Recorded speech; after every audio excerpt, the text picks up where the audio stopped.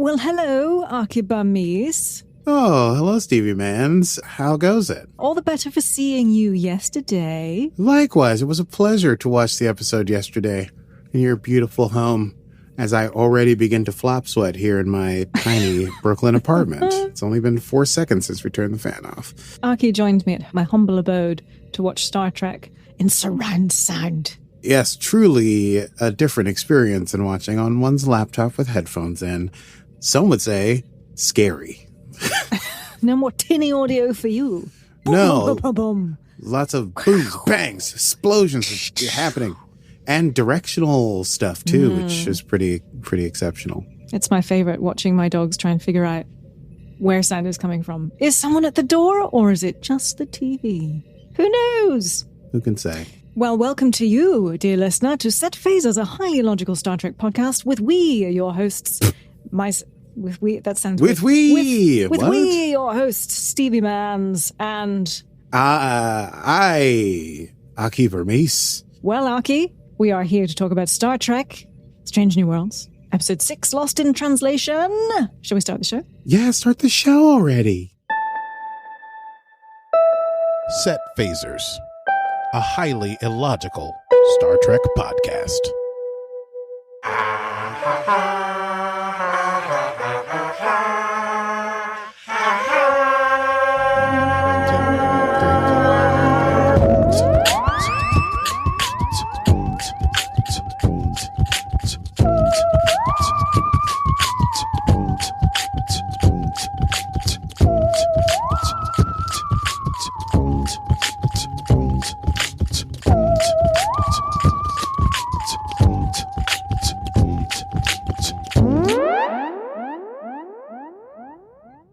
Yeah. The show is started. Hey, what's up? It's Stardate 426715.4. And we're talking about, yes, episode 6, entitled Lost in Translation. Asian.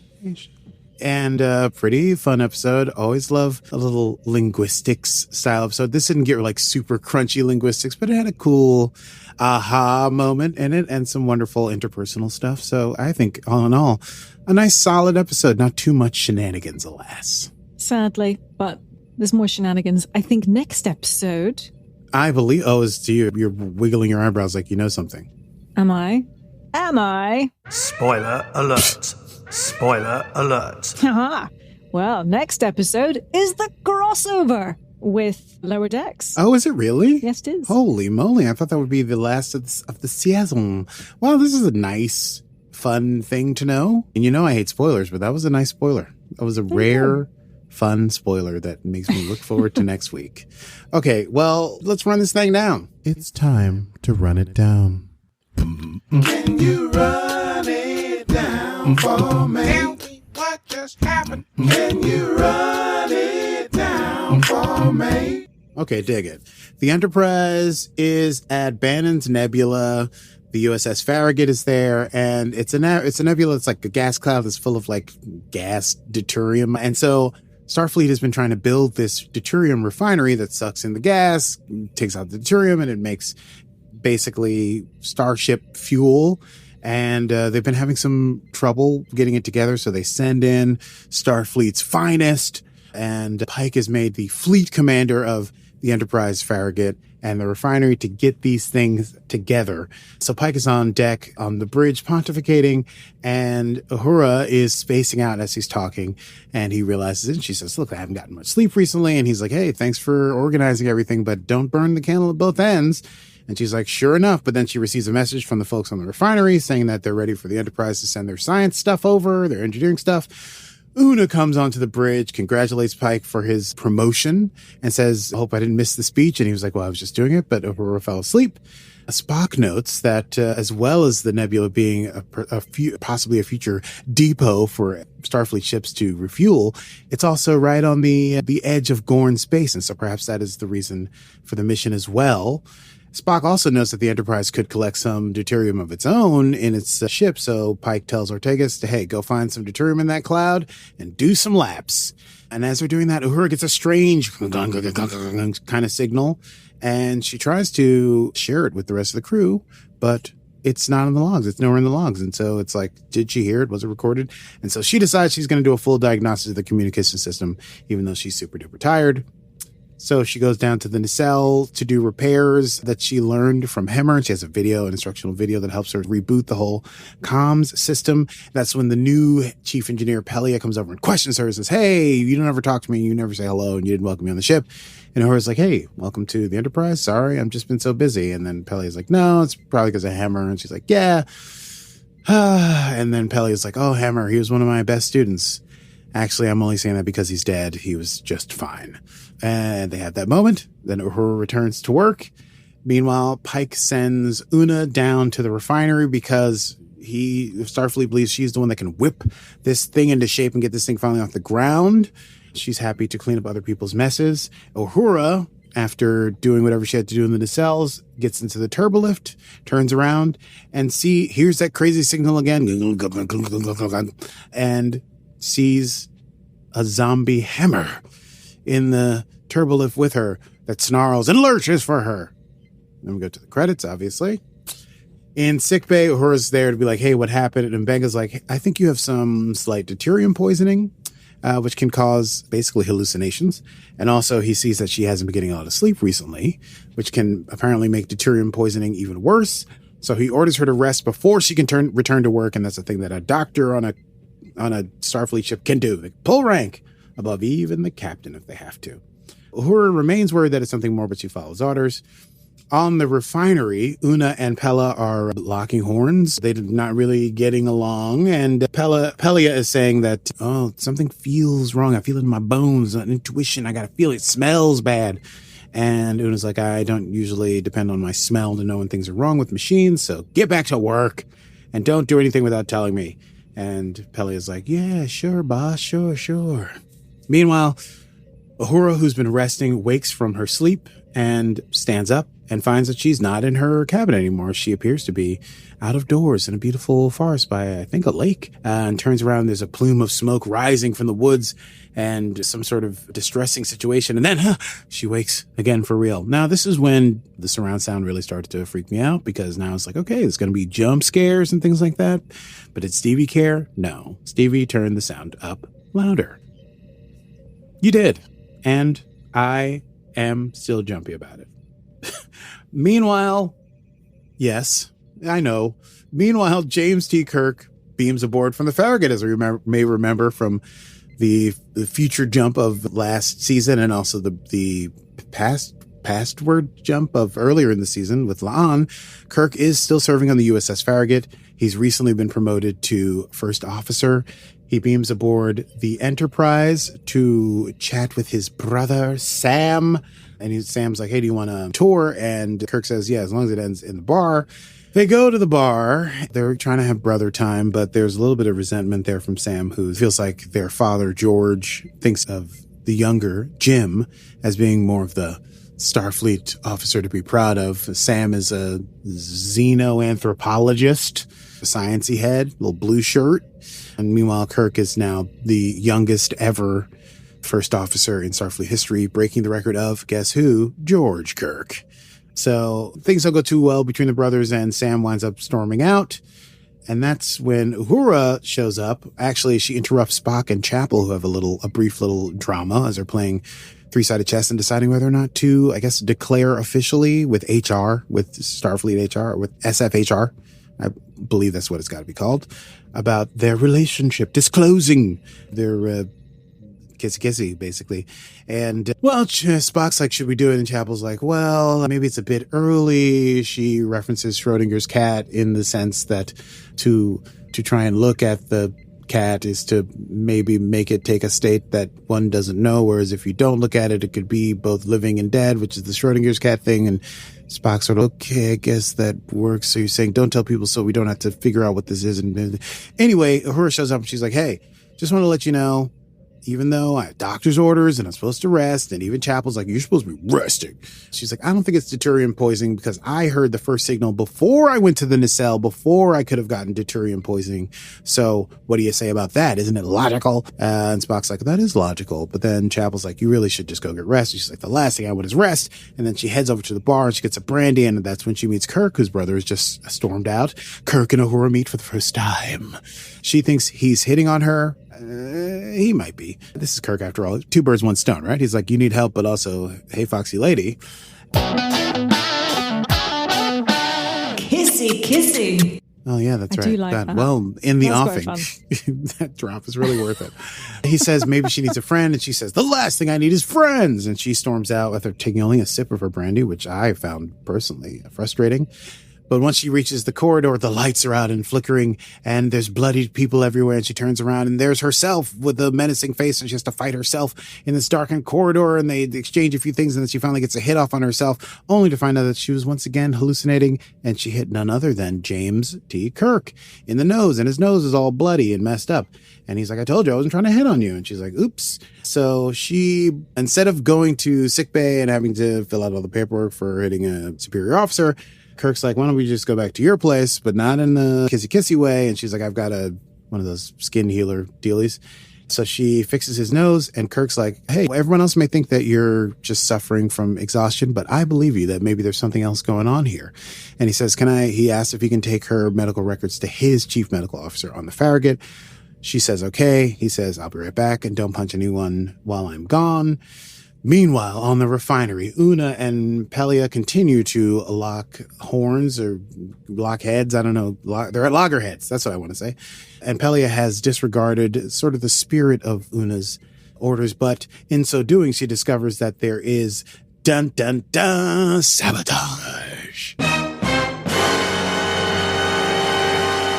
Yes. So they go searching in the refinery to find this saboteur, and they do find Lieutenant Saul Ramon. He is definitely hallucinating. He's saying, it's not real. It's not real. He's huddled up in a ball. He does briefly have a lucid moment with Una, but she asks him why he has been sabotaging the station. He says, sabotage. It's not real. None of this is real. None of this is real. So Una reports in the medical emergency. Uhura, meanwhile, has her third vision. She's sitting alone in her room, and then the red alert klaxons go off. So she gets up, goes out of her room, and walks directly onto the bridge. What kind of dream logic is this? Where Pike says they're under attack, and she goes over to her station, and she looks out at the view screen, and it cracks, and it explodes. The view screen only cracks and explodes in weird dreams that people have about Starfleet. It almost never happens in real life, except in the last season of Picard, right? Didn't they break open the... Yeah, because they all got into the force field in order to get rid of... Oh, yes. Amanda Plummer. I can't remember her character's name. Val. Not Val. Val? Please hold. If you want to know, you can Google that. I think it is Val. Vadik? Oh, it's Vadik. Never mind. Anyway, that happened in Picard. That's neither here nor there. Point is, that turns out to be a dream as well, but Uhura wakes up and she's sitting at her station. Everyone's like, hey, aren't you supposed to be resting? And that's when Pike finally is like, let's you and I have a little talk together. And he's like, Uhura, what's going on? And she's like, I can't really explain it. It's just a weird feeling.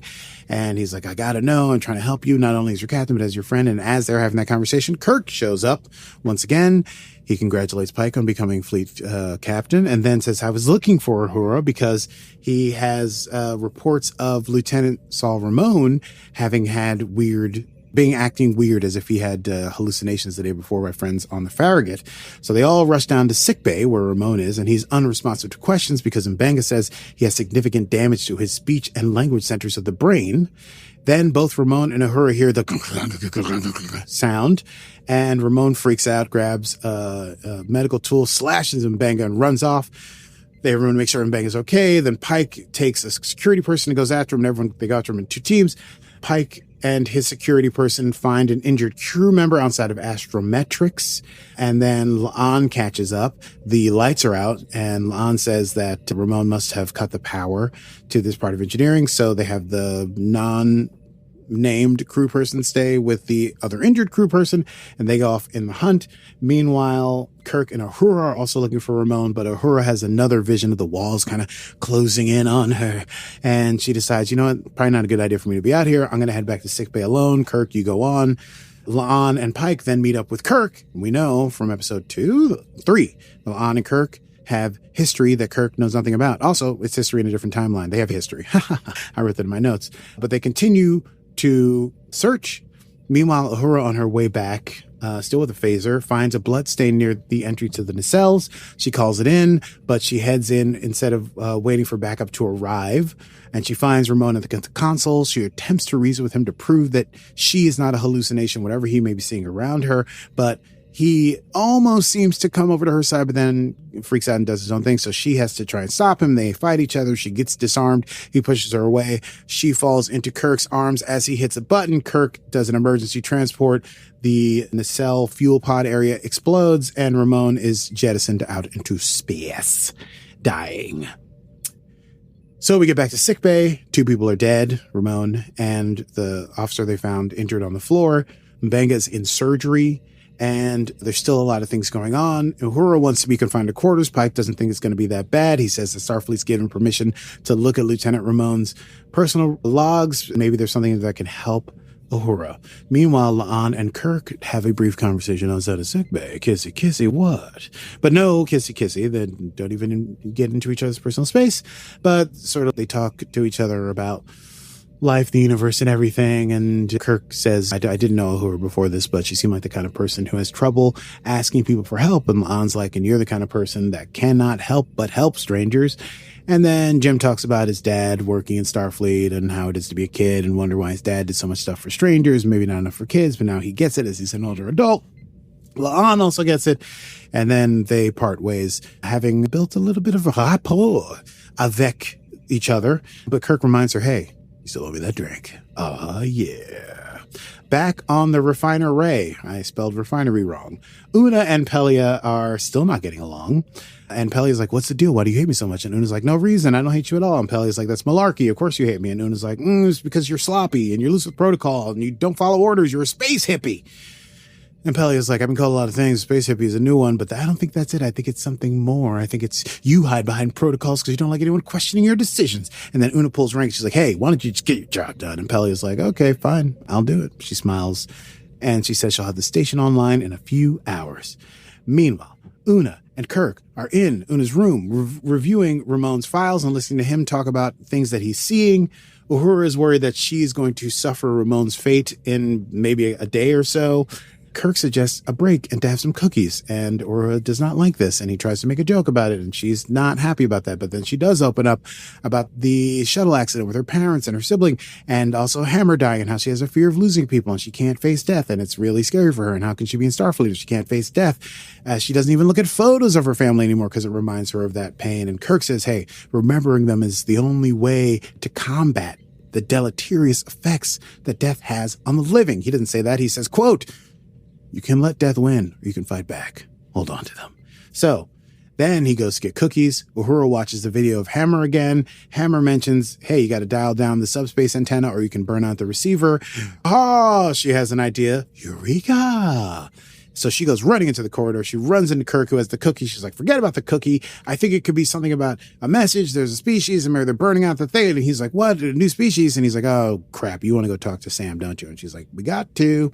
So, in a section entitled Xenoanthropology by me, they go to Sam's lab and they share their ideas. And Sam is like, well, I don't see any life forms in the nebula, but there is a sort of out there theory about extra-dimensional beings being able to briefly, touch our time space and in a way to be able to reach out, maybe not with words, maybe not to communicate directly with speech, but maybe through memories and thoughts. And Uhura's like, yes, memory and thoughts. That's how the universal translator figures things out, by looking at context. And then she's able to put all these hallucinations she's had into context. The walls closing in. We're trapped. Attacking herself because Starfleet is responsible. The ship being destroyed because they're trying to break free. Visions of the ones she loved dying because the same fate is befalling these extra-dimensional beings, Starfleet is killing the aliens. So the Kirks theorize the aliens are bonded to the deuterium in the nebula, and that by harvesting them, they're torturing the aliens. So they immediately all call Pike and they say, "You gotta not turn on that refinery, Captain." But he's like, "Hey, the refinery turned on 5 minutes ago." And they're like, "What?" So in the final section, I entitled Save the Day, Uhura and Kirk literally run to the bridge. On the refinery, Una and Pelia are unable to get the shutdown to work. Pelia thinks that maybe Ramon did more damage than they even thought.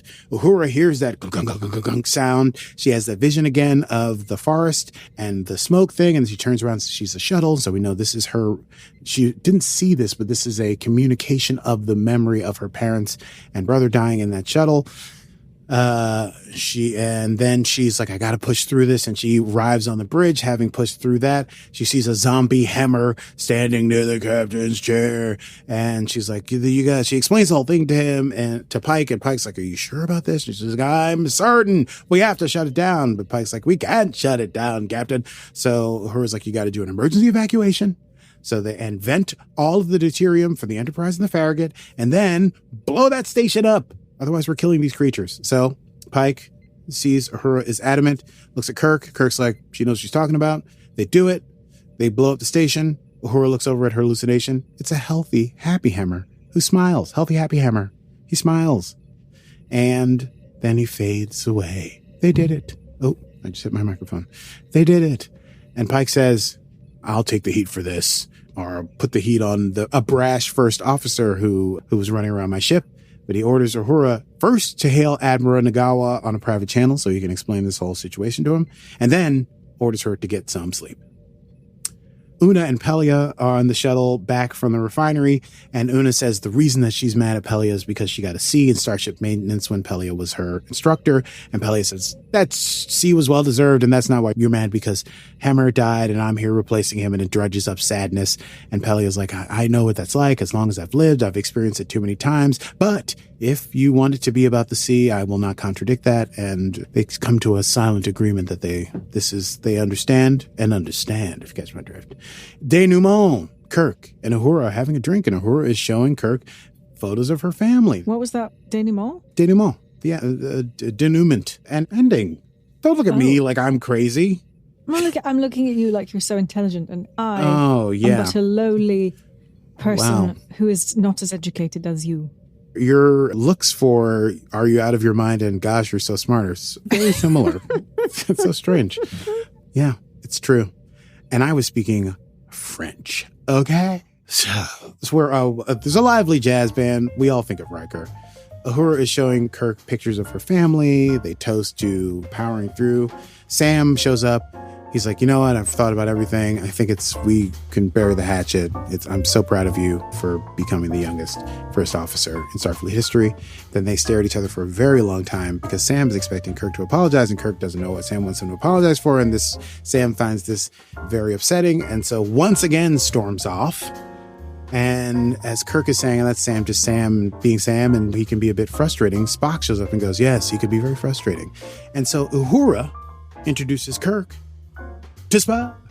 And then they ask Spock to sit down with them, and they have a lively conversation as that jazz band swings on out, and the camera pans back, and the people are mingling on the ship, and a little team comes together. And here endeth Season 2, Episode 6 of Star Trek Strange New Worlds, Lost in Translation. Let's chat about that. I say, darling, let's do a quick chat about that. Yes, let's do. Indubitably. Well, I don't know. This was, in the end, it was a great episode, but also I realized as I was writing up this thing after today that that was a big 3 meeting right there. Big moment. Big moment. Major bridge crew meetup there. So I thought that was very cute how they put all that together. Also, with Spock having a history of being frustrated at Sam Kirk because of, remember in the last episode, his dirty cups and crumbs on the table. So, and perhaps he doesn't really get frustrated with Kirk in TOS, does he? Sometimes he doesn't really get frustrated. Well, Kirk is fastidious. He's clean. He's not like his brother, absent-minded. Obviously, the part of this episode is how Kirk is more ambitious about climbing up the ranks of Starfleet than his brother Sam, who maybe is like a forgetful kind of, what do you call it, absent-minded professorial type. So yeah, I don't think Kirk and Spock ever have disagreements about like cleanliness or doing things together. I think Kirk, he bemuses Spock. Is that the way you use that word? Can be. Spock is confused about Kirk a lot, but they are the best of friends. Wrath of Khan. So it was just nice to see them all come together in this moment. It was very sweet. It was. I thoroughly enjoyed. We have more Trek tropes. We have more throwbacks to TOS. Lots of fun.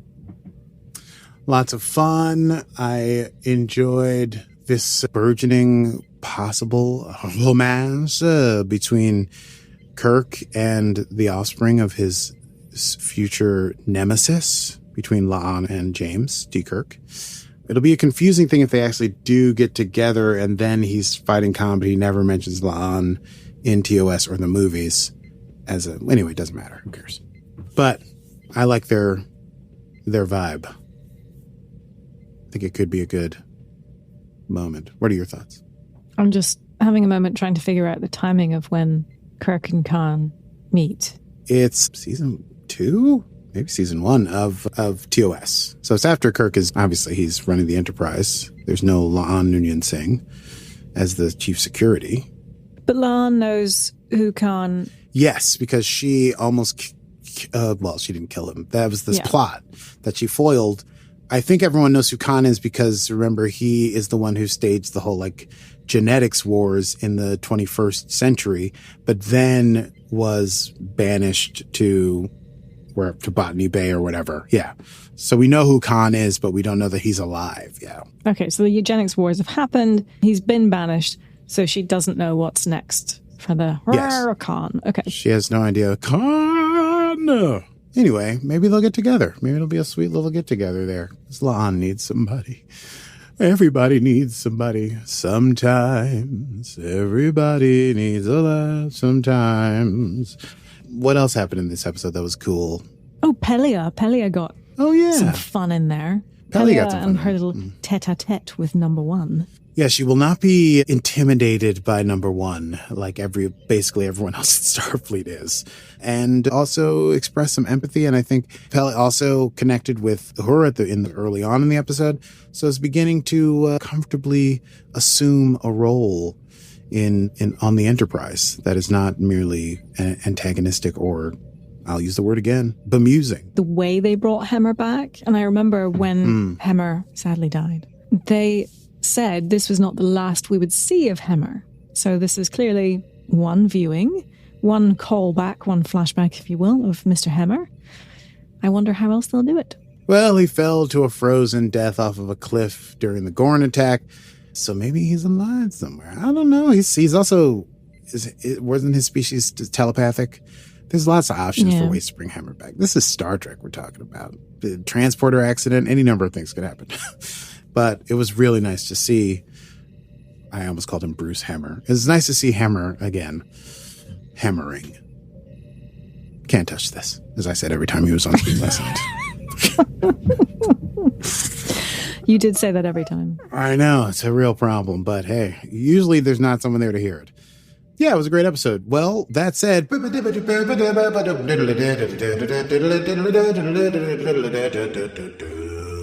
Hello, everyone. Thank you very much for tuning in to Set Phasers. We know now immediately to the Easter egg desk with Stevie Man. Stevie, how are you today? Aki, it is a pleasure to be here bringing you the Easter eggs from Star Trek Strange New World Season 2, Episode 6. Well, let's start off. We have the deuterium refinery. The action, as we know, takes place where the Starfleet is trying to set up near Gorn space and essentially set up a gas station. So deuterium is part of an actual starship fuel system and is used to create the matter-antimatter reaction that powers the basics of the warp drive, not to be confused with Verterium. Anyway, but what's fun about this is that Ortega says activating the Bussard collectors. We said Bussard. And notes that refueling is underway. Now, the Bussard collectors are the red shiny things at the front of the warp nacelles. And the concept of this is actually real science. This is fun. Okay, I'm on the edge of my non-existent seat. So the real theory is called Bussard ramjets, postulated by physicist Robert W. Bussard, or Bussard. We'll find that out. The idea is that a spaceship scoops up or collects hydrogen and transforms it into fusion. And the near Bussard collector has been around in Trek since TNG. Indeed. We obviously had Hemmer's flashback. We loved that. So technically Bruce Horak is guest starring as both Hemmer and the Nebula alien's telepathic projection of Hemmer. Mm-hmm. Zombie Hemmer. So 2 versions of Hemmer. Can't touch this. Indeed. Fleet Captain. So Pike is referred to as Fleet Captain in this episode, and he is given command of the refinery and the Farragut, in addition to commanding the Enterprise. Now, Pike insists that it's only temporary, but fans know that Pike, as Fleet Captain, comes from the classic TOS episode, The Menagerie. And no one has a threesome in that episode. But Pike's rank of Fleet Captain was retained even after his injuries rendered him unable to command a starship. Will Strange New Worlds continue to refer to Pike as Fleet Captain forever? Possibly not, but it's a pretty big nod in the direction of the original series. Forever. Fun fact. The Kirk brothers. Now, this is some fun canon. So obviously Sam and Jim reunite in this episode. And we've seen Paul Wesley and Dan Janot on screen together for the first time. And this is also the first time we've seen the Kirk brothers alive in canon on screen together. Because Sam's only appearance in TOS was that of a dead body rocking a mustache played by Mr. William Shatner. Truth. Let's see. So here Sam is complaining that Kirk is showing off because he's become the youngest Starfleet officer in history. The previous record, as we've mentioned, was held by George Kirk, first officer of the Kelvin, referencing the Kelvin from J.J. Abrams' Trek movie. But also notice that in this universe, the Kirk boys refer to their father in the present tense. That is because George Samuel Kirk Sr. is alive in this timeline. Alive! While the Kelvin timeline was created specifically for the first J.J. Abrams movie, because we have to get clear on timelines. The idea is that what we see at the beginning of that reboot film is Prime timeline in 2233, which was altered when the Kelvin was destroyed. And Kirk, James T., was born early in space instead of in Iowa. So although Kelvin established the Kelvin verse or the Abrams verse, it also exists in regular canon too. In theory, somebody playing an older George Kirk Sr. could very well guest star on Strange New Worlds someday. That would be fun. It would be fun. Will he have a mustache or a beard? Who knows? Who knows? Well, that was one of the things that was holding up the new Star Trek movie, was whether or not Chris... Who the fuck is that one? Chris... Pine? The Hemsworth. Hemsworth. I knew it. I knew that. Yes. So the theory was Chris Hemsworth would come back and play George Sr., but because that was basically his first big break, and he became huge in the Marvel verse, and Chris Pine and Chris Hemsworth were basically having arguments over who would get paid more. It's very funny and that to held me. it up. And then Chris Pine essentially pushed Hemsworth out of the discussions. Aha. Anyway. So, but that's all that I have here. Aki, did you notice any more Easter eggs? Not I. I dislike eggs altogether.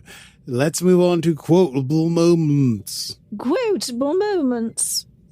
Quotable moments. Pretty good. Thank you. Pretty good. I only have a few here. I did like when Jim comes onto the Enterprise and he says to Sam, hell of a ship, and they let you work here. And then Sam says, what can I say? Captain Pike asked for the more handsome Kirk brother. I like that. My other probably favorite quotable moment was Pelia and Una, and Pelia saying about the refinery, it's not as bad as it looks, it's way worse, which is a thing I want to say all the time. And also, Oh, I was going to say my Pelia quote was when not Bruce, I keep calling him Bruce Hemmer as if that's his name. It's Bruce Horak or Hemmer. This is a bit like your Spike moment. If only it were one moment. One moment. My favorite moment was he was a student of mine, or he was my best student. Actually, no, he wasn't. I was just saying that to be nice. What was the quote? I didn't write that down, did I? But she says, actually, I was only saying that because he's dead. He was just fine. Yes, he was just okay. He was just okay. Yeah, you were pretty good, Pelia. You nailed it right before she spoke this episode. Well, I think I was just doing General Old Lady number 1. But you had it. It was you actually, I think you actually called the line. You're like, what are you doing in my engineering or whatever? Which is basically what are you doing in my engineering room? Yeah, something to that effect. What are you doing in my engineering room? That's better. Yeah, because a little bit of like a who knows. Listen, it's amusing me. And finally, Una's saying back to Pelio, and Pelio's like, oh, it feels bad, and the smell of this place is bad. Una says, I typically don't base my decisions off of feelings and smells. Like that. I enjoyed very that. Good. Very good, Yeah. very good. Very good. Shall we move on to next time? Let's do that. Oh, nope. Whoa. Next time on Set Phasers. We have a new soundboard and things are different. That's fine. Run a full diagnostic on that soundboard. Next time we will be discussing Season 2, Episode 7 of Strange New Worlds, which apparently is the crossover episode, according to Stevie. And it is entitled Those Old Scientists. So we'll see what that's all about. If you've enjoyed this program, first of all, thanks. Whether you enjoyed it or not, thank you for listening. Now, if you didn't like it, get to stepping. If you did like it, we've got tons more episodes in our back catalog. You can get this show wherever you get your downloads, wherever you download your podcast from. And we cover all the new Trek. So if you like the new Trek stuff, we're talking about it. Yes, we are, and we will continue to talk about it. And when, in fact, there might be no Trek because of writer's strikes, we will still be talking about Trek or some other science fiction thing because we think, dear listener, that's what you might like. Yes, we'll tie it back to Trek somehow. But yeah, we've got a little list going of things we might talk about during this strike if we're waiting for a new show. Well, I look forward to next week with hijinks with our Lower Decks friends. But until then, I am Stevie Manns. And I have been called more names than there are stars in the sky. And this has been Set Phasers, a highly illogical Star Trek podcast. Computer, end program. Ooh. Computer. Dear computer. End program. Dear computer. Oh, Show computer. me. Okay, we're done. Oh, computer.